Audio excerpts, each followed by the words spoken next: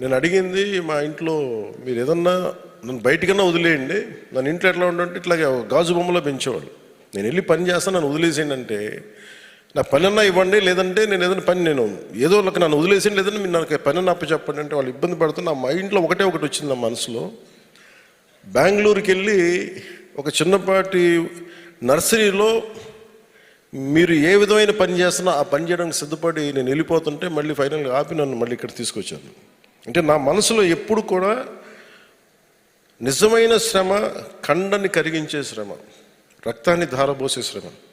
So మీరే లేకపోతే ఈ రాష్ట్ర నిర్మాణం కానీ ఈ దేశ నిర్మాణం కానీ ఉండదు. అందుకని మీకు ఇవ్వడానికి నిజంగా నేను చాలా అదృష్టంగా భావిస్తున్నాను. పంచాయతీరాజ్ శాఖ తీసుకున్నాను అంటే దీని వెనక ఓట్లు కానీ దీని వెనక ఇంకో ఎన్నికలు కానీ లేదు.